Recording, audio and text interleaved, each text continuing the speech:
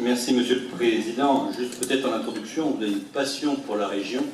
La région, relevons qu'elle est là dans certains cas pour notamment suppléer l'abandon de la ville de Lyon, notamment sur les lions du sport. Donc c'est bien à chaque fois et en même temps. Je crois que chacun y verra, là aussi il y a de la bienveillance dans mon propos, mais c'est important de le dire à un moment ou à un autre. Monsieur le Président, mes chers collègues, je commencerai mon intervention par un bravo. En effet, nous avons souvent questionné l'exécutif sur l'avancée de la PPI.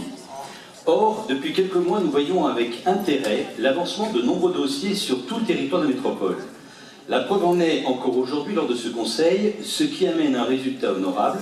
Sur 28 conseils métropolitains depuis le 6 juillet 2015, ce sont plus de 800 délibérations et 1,5 milliard d'euros individualisés.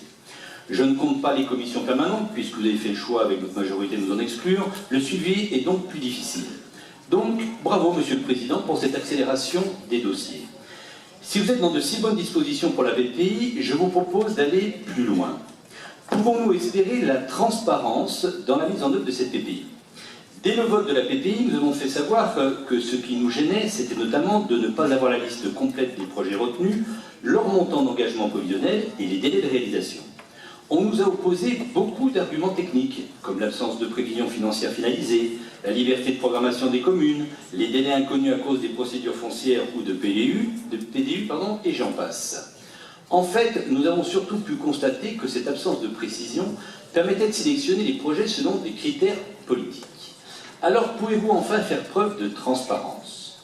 Peut-on disposer de la liste des 1175 projets retenus avec leur montant financier prévisionnel et leur état d'avancement? Pouvez-vous donner aux membres de l'Assemblée les fameux 264 projets priorisés par l'exécutif sur les 472 nouveaux projets territorialisés et les raisons de ce choix? Pouvez-vous donner la liste des projets abandonnés ou switchés en bon français et donc les marges de manœuvre financières dégagées?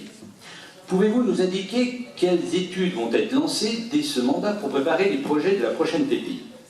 En fait, je précise que quand je parle de critères politiques, je ne ramène pas cela à des critères partisans.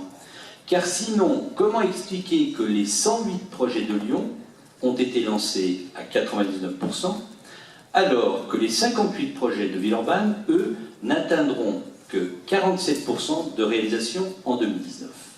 Mais sur ce suivi politique, aussi une petite dose de transparence serait la bienvenue. Je vous remercie.